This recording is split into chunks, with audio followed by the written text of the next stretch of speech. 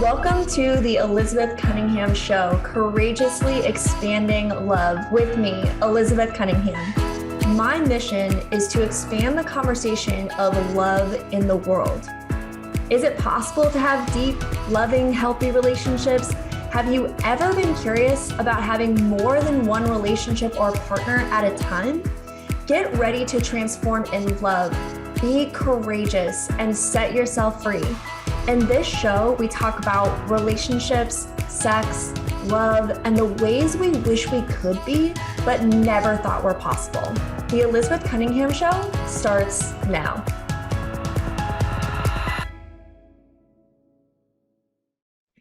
Welcome to the Elizabeth Cunningham Show, Courageously Expanding Love. And today we are talking about boundaries, and specifically boundaries in non-monogamy and polyamory.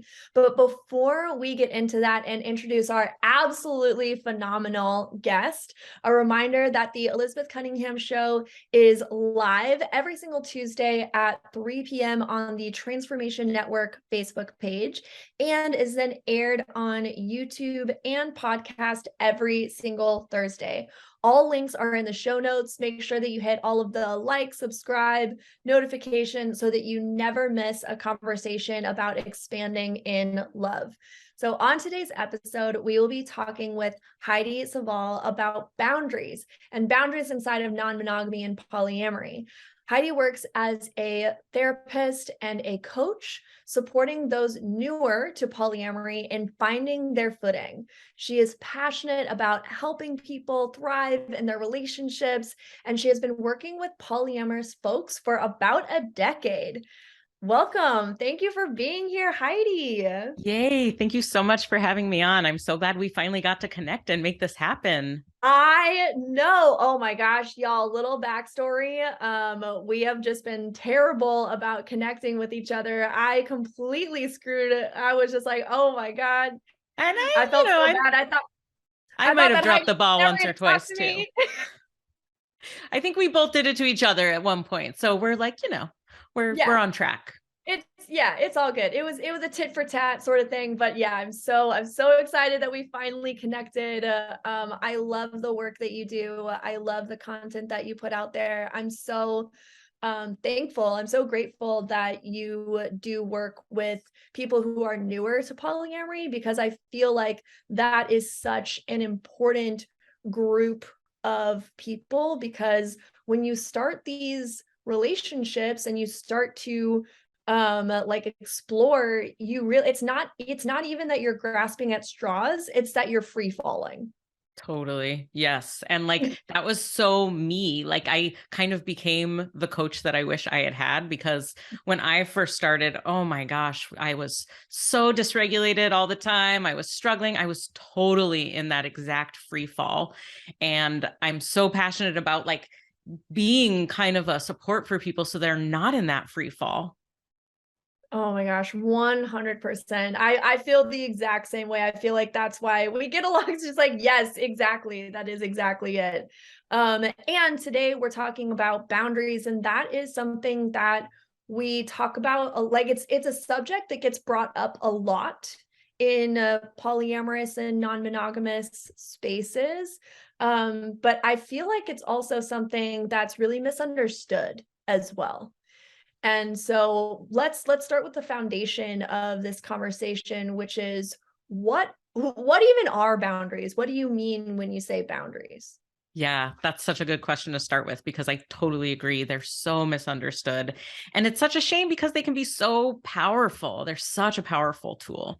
So starting with just kind of the fundamental, foundational, definition of boundaries, as I understand them and as I work with them, is that a boundary it's got two parts. The first part is it's a statement of a person's limits and needs.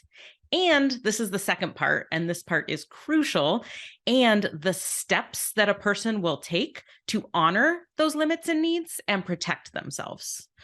I really love that. I'm just letting that sink in. The statement of the need and the steps that you will take to honor that. Yes. That second bit is so crucial and often missed. Absolutely. That's exactly right. Yeah. So what might that sound like? Give us an example of what would that sound like? Okay, so here's a really simple example. Um, let's say that I am someone who, when I'm in conflict with people I love, I really don't like getting yelled at. It Mhm. jacks up my nervous system, it dysregulates me, it makes it so I can no longer be like present in the conversation. So my boundary is that I won't accept being yelled at. My need is to be able to engage in conflict with, calm, non-raised voices. So if I were to just say, hey, my boundary is don't yell at me. My boundary is you can't yell at me during conflict. Mm. That's not yet a complete boundary, because let's say someone yells at me. What do? I'm like, hey, I told you not to yell at me. But ultimately, when we're talking about a boundary, it is our responsibility to honor that boundary. It's not necessarily the other person's responsibility. We hope they do, but what's so empowering about boundaries is that they're up to us. We get autonomy, we get agency, we can make sure that our needs are honored. So that second piece then would be, hey, so the first part is when we're in conflict, it's really important to me that I don't get yelled at. And that reinforcement, that second part is then, if you do raise your voice while we're in conflict, what I'm going to do is end the conversation and we can try again another time.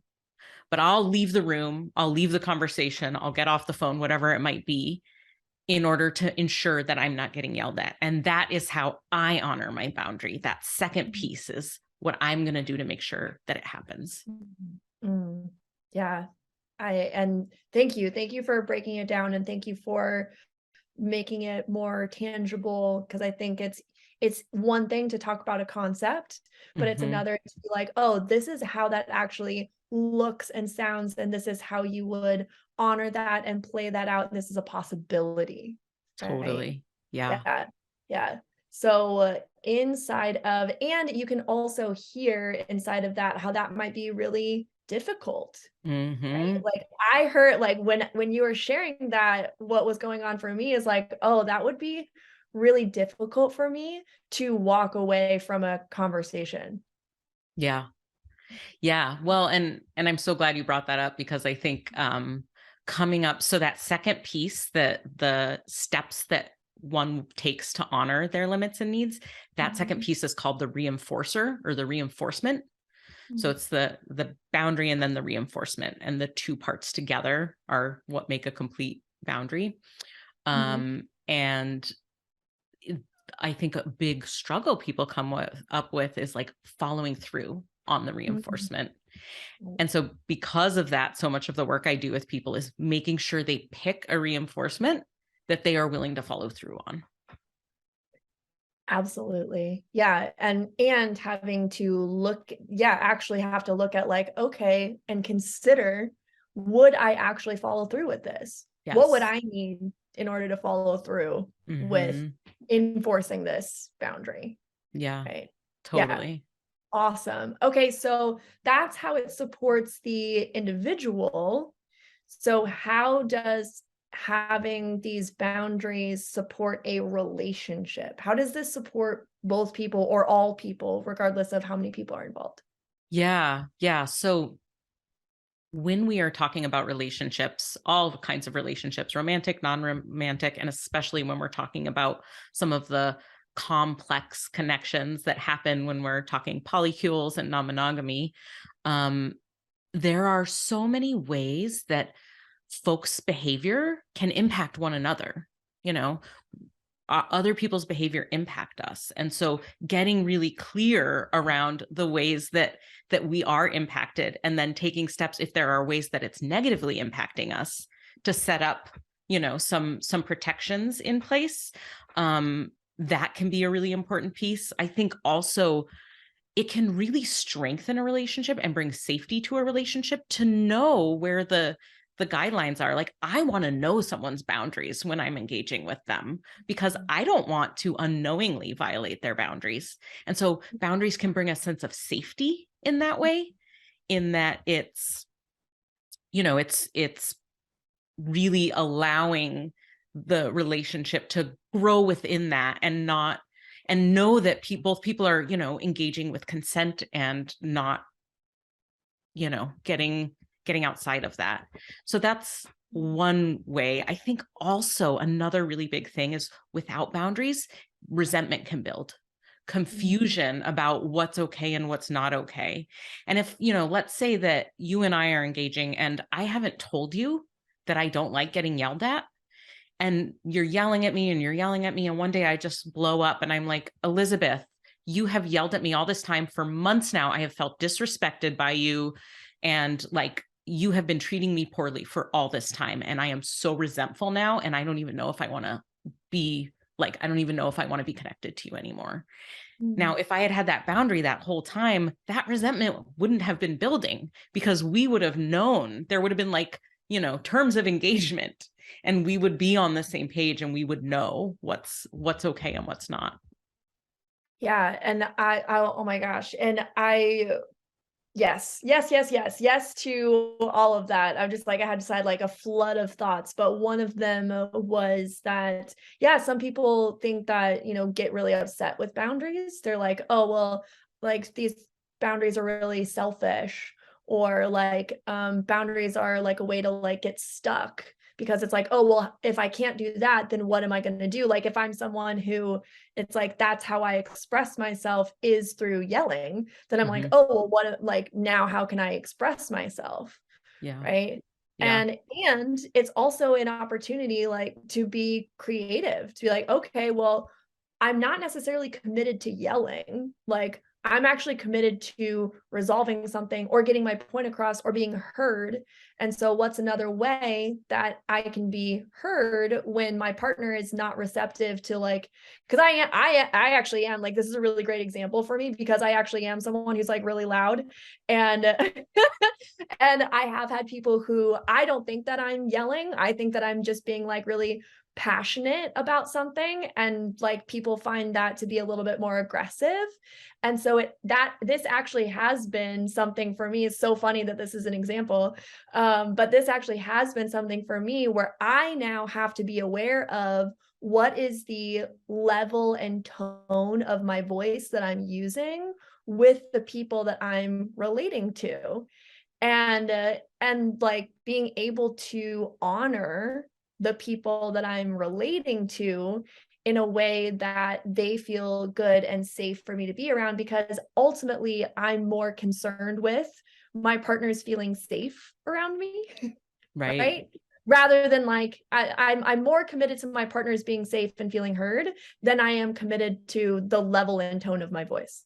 Exactly. Yeah. And I think that that's such a perfect example of a way that that boundary can then support your relationships, instead of, the relationship going off the rails because, the way that you're trying to be heard is now dysregulating, or like, wreaking havoc on the other person's nervous system, and you're never able to resolve conflict. And so like, it's such a beautiful example of the ways that boundaries can actually be protective to the connection and to the relationship.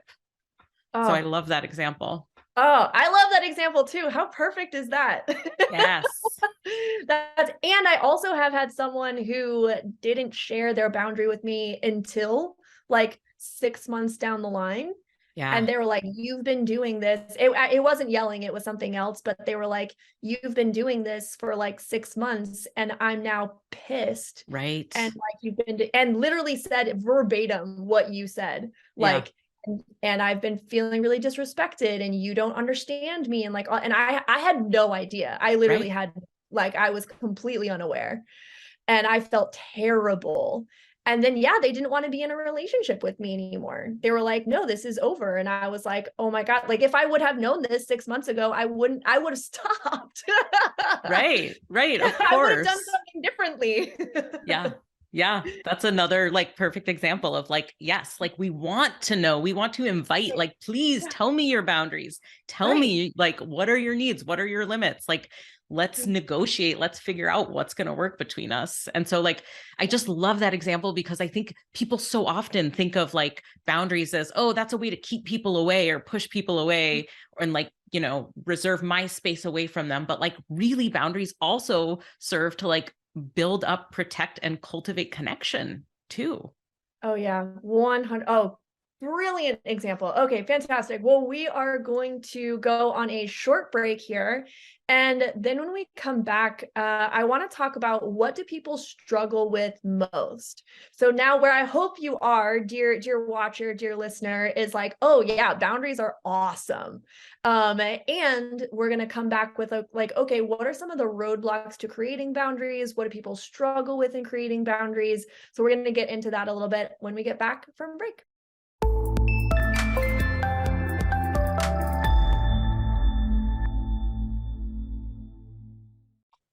Welcome back to the Elizabeth Cunningham Show, courageously expanding love. And we are talking to Heidi Savell about boundaries, and specifically boundaries inside of polyamorous and non-monogamous relationships.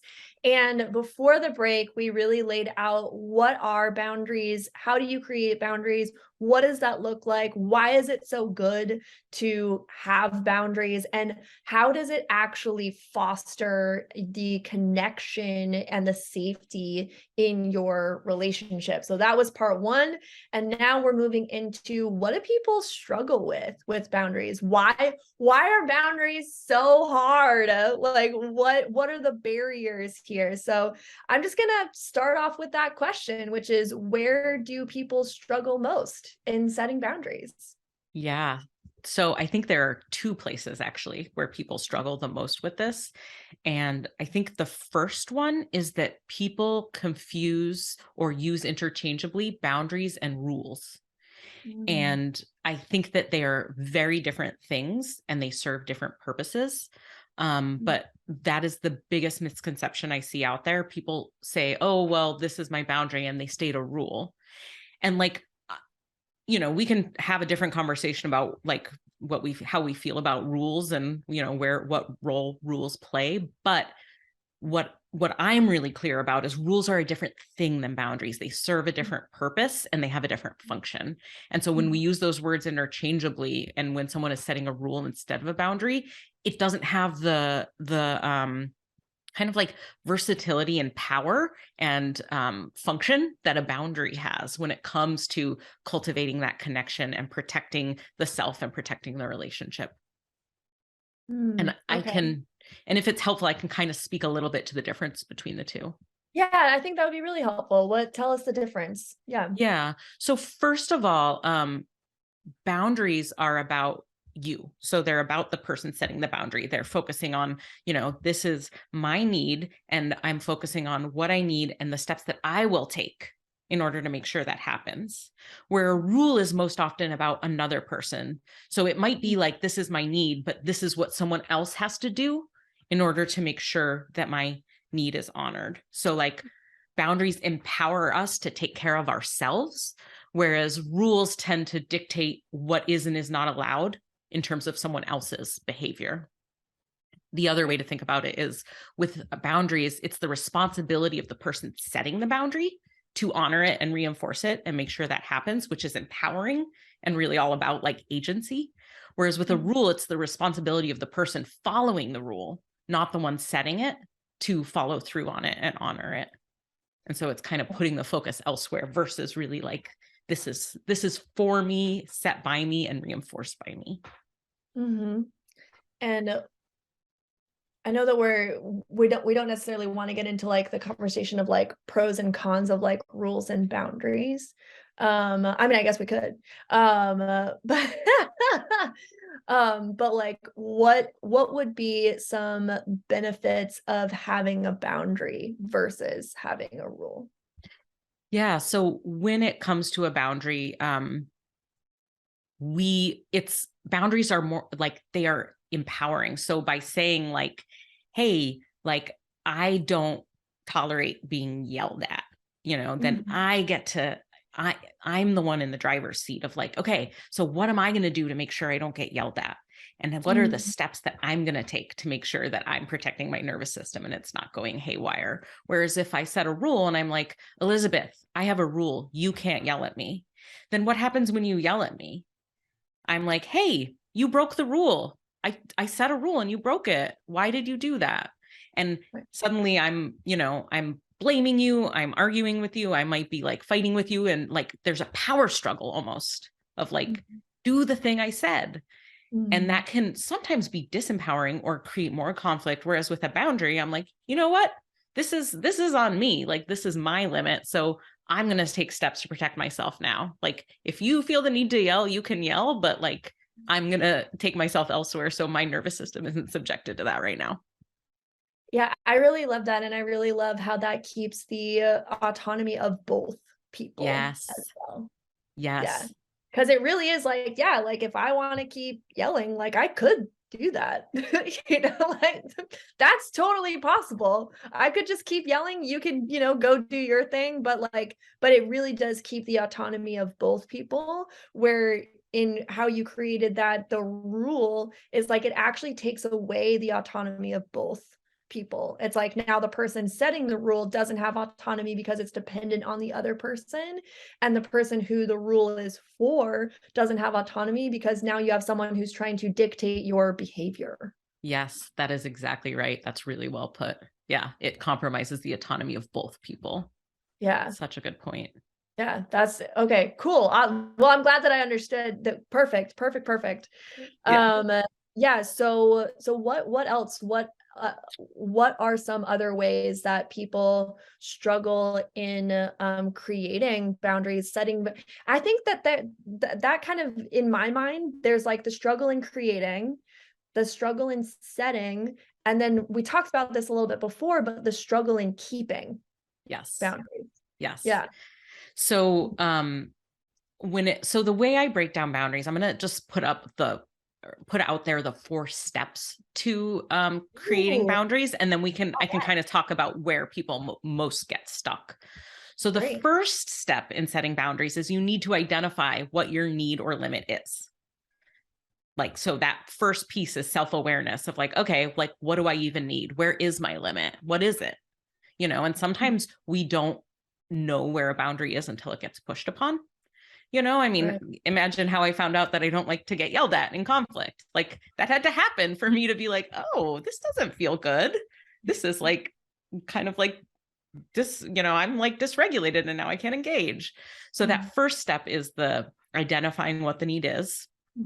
The second step, and this is the one where I think people get most stuck, so I can circle back to it, is determine a way to reinforce that. So that reinforcement again would be, hey, if you yell, I'm just going to like have to leave the conversation or pause us, so that's my reinforcement. And then the third, and this one can be hard too, is communicating that boundary clearly to the other person.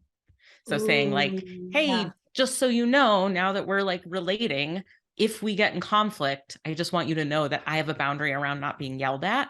And so like, if voices get raised, here's what I'm going to do. Like, when that happens. And that actually can help with follow through too. If it's like, you're not just like, what the hell, Heidi, why are you walking away? It's like, oh, hey, remember we discussed this and I talked about how if yelling happened, this was what I was going to do. So yelling's happening now.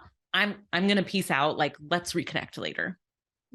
So having communicated that clearly. And then the fourth step is following through on that in the moment, which is obviously, a really crucial one. Yeah. Well, and I can hear just for myself how all of those things are difficult, frustrating, like especially, for me, I tend to be a little bit more avoidant, which is funny because it's like I can get kind of aggressive in my communication, but my like style of handling conflict is a little bit more avoidant. And so I'm like, ooh, like I don't even like in communicating my like a boundary, like I'm like, oh, like I don't even want to communicate that because then that means that I will have to follow through, or that I have to acknowledge that conflict is going to happen at all. Right. Yeah. And especially in like when you first start a relationship and you're in that new relationship energy and you're like, I don't want to talk about when we're going to fight. Like, I just want to like be all cozy and cuddly and like, have sex all the time. Like, that's all I want to do. Like, totally. Yeah. And so like bringing up, that might be awkward to be like, hey, just so you know, like inevitably it's what it sounds like to me is also like bringing reality to relationships as well. Like Yeah. not having your relationship live in like a fantasy of like, oh, this person would never do this to me, or we're not that way, or, and I feel like I hear those comments too when people are in a good spot in their Hmm. relationship. They're like, oh, well, I don't need to bring that up. Why would I bring up something that's so, negative in when we're like good right Right. now? Right. Yeah. Yeah.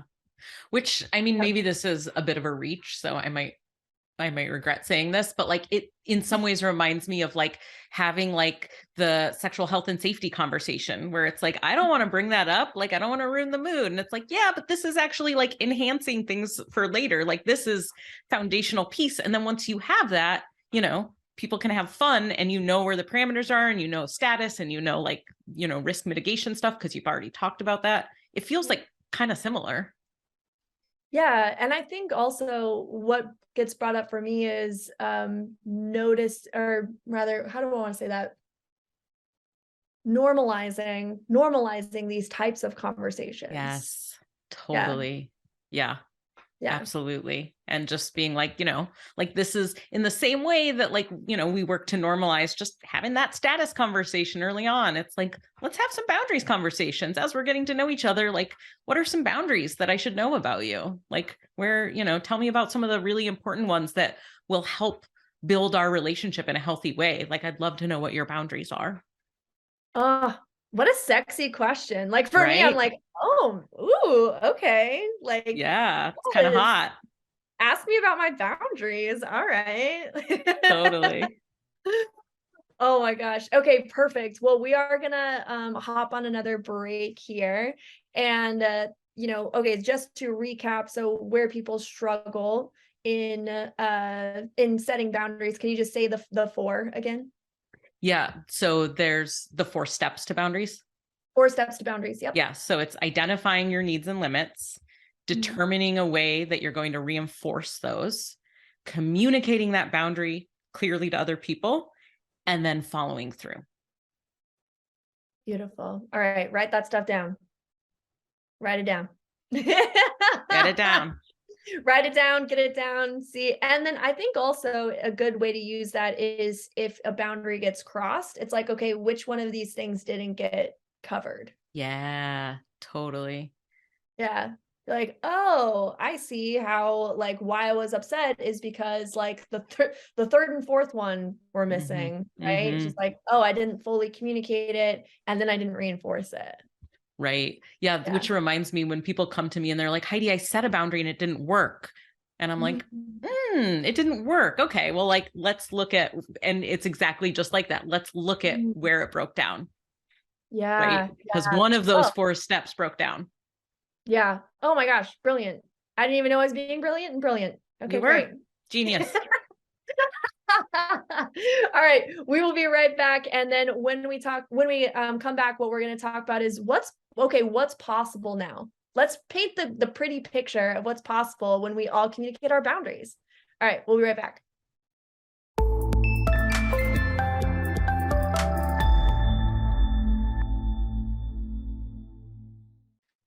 Hey, welcome back to the Elizabeth Cunningham Show, courageously expanding love.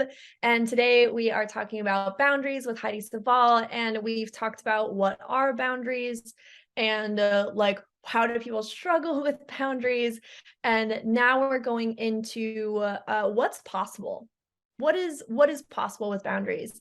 And so I guess my first question is, why are boundaries so important? Like this is where I really want to turn it into like the non-monogamy and polyamory. Like why are boundaries so important specifically in non-monogamy and polyamory, and like what's possible inside of that? Yeah. Yeah. So I think I alluded to this a little bit earlier, but when we're dealing with like complex networks of multiple people all relating, there's a lot of a lot of people's needs that are coming up. There's a lot of people having needs. Those needs might compete. And so when we're really focusing on boundaries, we're honoring everyone's autonomy and agency by not saying, you all need to do this, but saying, hey, here's my need and here's what I'm going to do. And that can help reduce conflict and make it so folks can kind of move through that and navigate conflict in a way that is really honoring to everyone.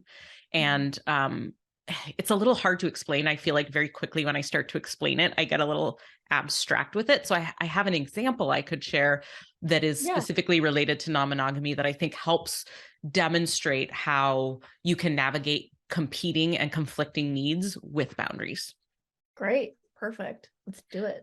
Okay. So in the height of like one of our big major first waves in the pandemic, I had a partner who was dating someone, had another partner who was a flight attendant, and so had a really high level of exposure. And we were really navigating like how did we honor my partner's need to see this person with my need to really reduce my risk exposure. And so we really were like, gosh, how are we going to do this? Because like, of course, I don't want to control your ability to see your other partner, but I don't want to increase my risk exposure just because you are seeing this other partner. So really complex, right? Pretty tricky. But boundaries really came through for us in this situation. So we did a lot of talking, a lot of like, going through, like, I really had to work to identify my needs and my partner had to work to identify their needs as well. And then what we came up with was, it was like, okay, so you see this person as much as you want. And what we're going to do is, after you see them, you and I are going to distance for 5 days after that. We can talk on the phone. We can have like socially distant hangouts, but we're not going to like share air together. And at the time, that was like the best information we had about like the 5-day incubation period. And then we would test, and then we would get back together and have time together until the next time that the two of them wanted to hang out. And, it was certainly a compromise. And obviously, I didn't necessarily want to socially distance from my partner for 5 days. But every time I started to feel like this isn't fair, I came back to, you know what? I'm making this choice to honor my own need. And this is my call that I'm making. And I am saying, and I'm so honoring my partner's autonomy by being like, hey, this risk exposure is worth it to you because this is someone you care about. And so I want to let you do that. And I need to honor my own needs. And so this, I could ground in that fact of like, I'm choosing this to take care of myself and honor this need of mine. And it really did help reduce conflict between us, because imagine what would have happened if, we hadn't have set that. And then I was like feeling resentful toward my partner, feeling resentful toward my metamor. And like, every time that they saw each other, there was like conflict between us around like, well, now I have to be exposed and I don't want to be exposed and you're putting this on me, or whatever it could have been.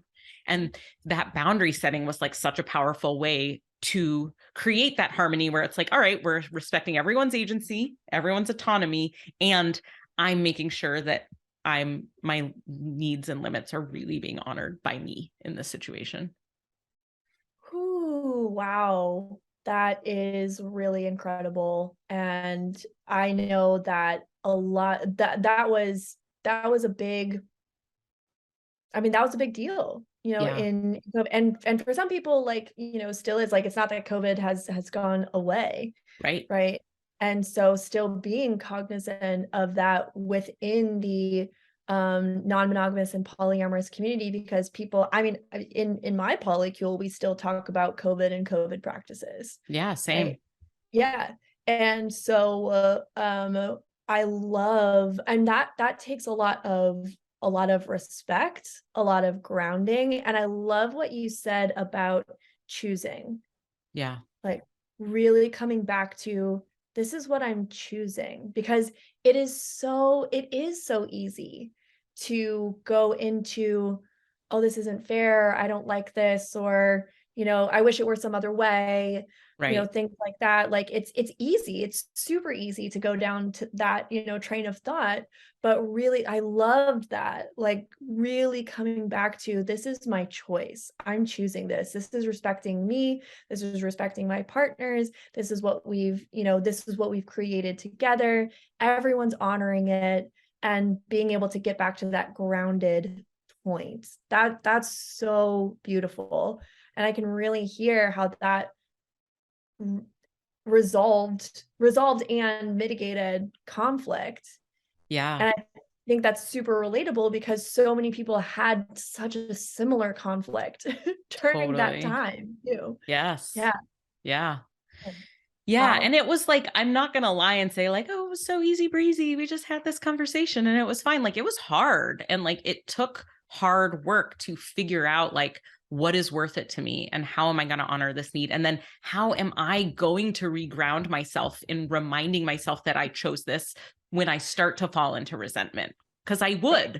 I'll be like, this isn't fair. This is bullshit. I can't see my partner now and I was like, no, Heidi, this was your boundary. You made this choice to honor your need. And like, I would have to reground myself. So it's not like easy breezy. It was hard work, but it was so worth it to think Right. about all of the conflict that we were able to avoid by doing this hard but important work. Yeah, definitely. Well, what's a tool that you would give to people in being able to keep like have these hard conversations and then keep these boundaries?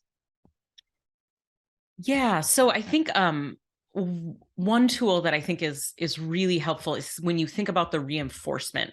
So for me in this case, the reinforcement was Mhm. I'm going to social distance for 5 days. Like that's how I'm honoring my need, right? That I'm taking myself kind of out of the shared airspace for 5 days.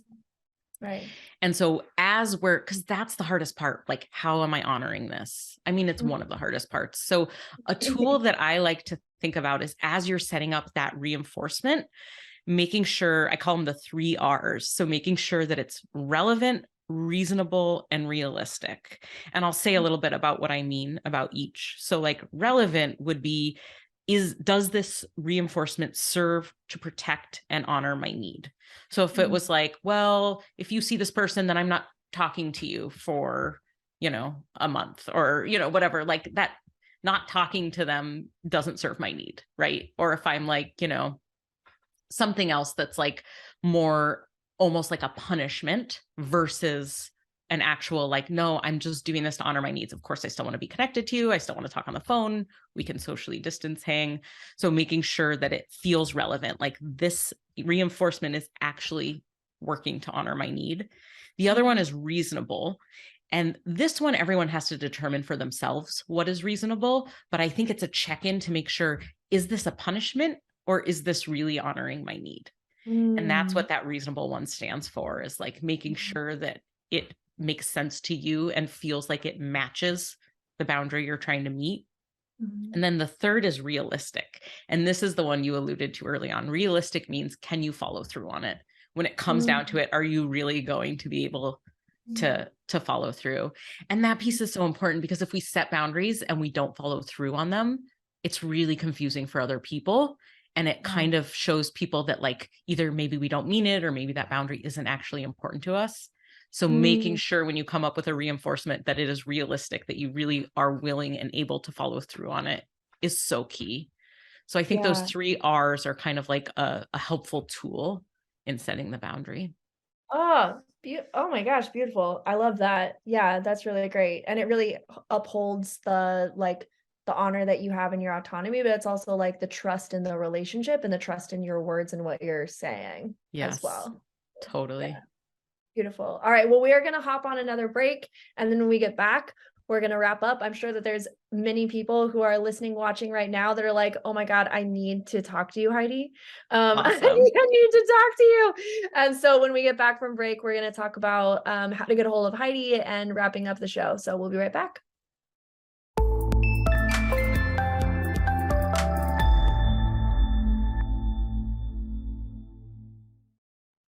All right, welcome back to the Elizabeth Cunningham Show, Courageously Expanding Love. And unfortunately, this is our last segment of the show with Heidi It talking went so about boundaries. fast. It went so fast. It's so good.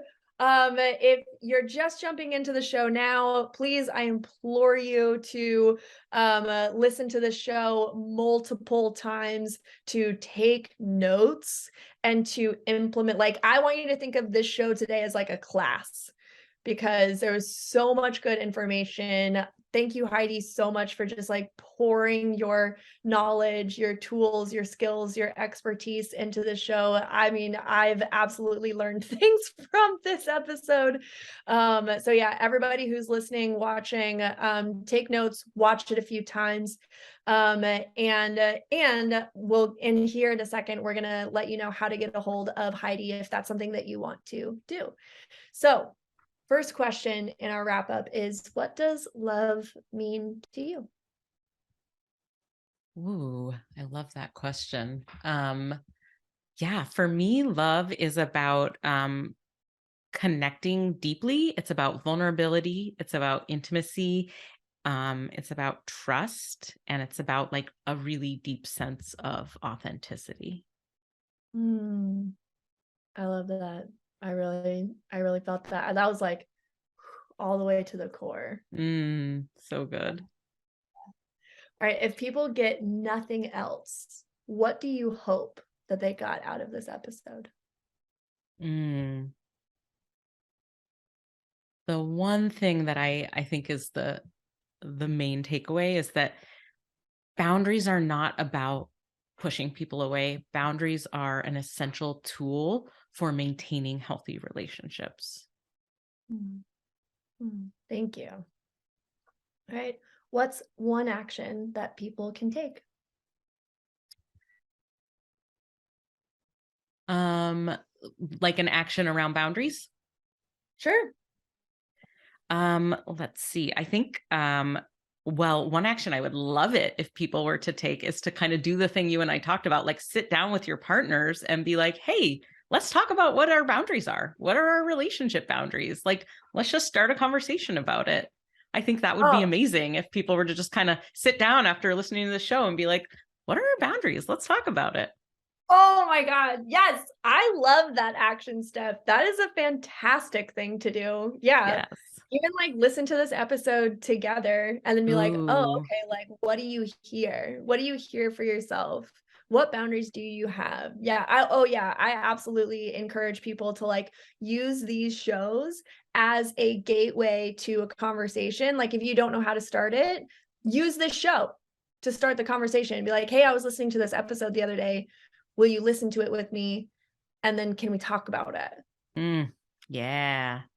Yeah. Yeah. Awesome. I love that. I love that action step. Okay, great. All right. What are you promoting? What are you up to? How can people get a hold of you? Yes. Oh, so many things. Okay. First and foremost, I have a free offering that folks can find on my website. My website is shelovesradically.com. And I have a free mini course. It's a 5-day email set that is on unpacking jealousy. So it's all about what is jealousy, concrete steps to manage jealousy, how to engage in conversation with folks around jealousy. So Perfect. great way to just kind of get a little bit of a taste of my work and the things that I do. Anyone can find that on my website. I'm also posting little informational videos almost daily on Instagram and TikTok. I'm on both at She Loves Radically, same name on both. And then my biggest, most exciting passion project is I do a group coaching cohort. I do it once a quarter, and the next one is coming up. The winter cohort is coming up. It starts on January 11th.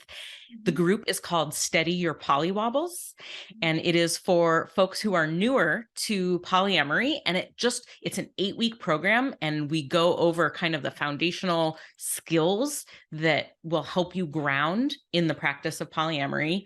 And there's worksheets, there's homework, we do once a week kind of group calls where there's coaching, a lot of information, and people kind of build like they form community with one another in there, and folks build lifelong relationships, which is so amazing to get to be a part of. Oh, I love all of that. Okay, so all of that is in the show notes. So if any of that sounded relevant, interesting, or if any of that was just like oh my God, I need that, just scroll down, click on the link, and contact Heidi, and she'll get you all squared away. All right, Heidi, thank you so much for being on the show today and just pouring your love into me, into my audience. I appreciate you and the work that you do so much. Thank you. It's so exciting to get to be on your show. I think your show is amazing, and I'm so excited that I get to be a part of it. So thanks for having me on. You're welcome. Oh my gosh. All right. And thank you all so much for listening, for watching, whatever platform that you're on right now. Just a reminder that we are live every single Tuesday at 3 p.m. on the Transformation Network Facebook page, and we're then aired on YouTube and podcast every single Thursday. Again, all links are in the show notes. We make it as easy for you as possible. So scroll down, click on it, hit the like, subscribe, rate, review, notification button. And until next time, keep loving. You have been listening to The Elizabeth Cunningham Show, Courageously Expanding Love with me, Elizabeth Cunningham. Tune in live every Tuesday at 3 p.m. Pacific Standard Time on transformationtalkradio.com, where we shed light on relationships, sex, love, and the ways we wish we could be, but never thought were possible. Learn to love yourself and create the relationships you want. Connect with me at elizabethannCunningham.com. That's elizabethannCunningham.com.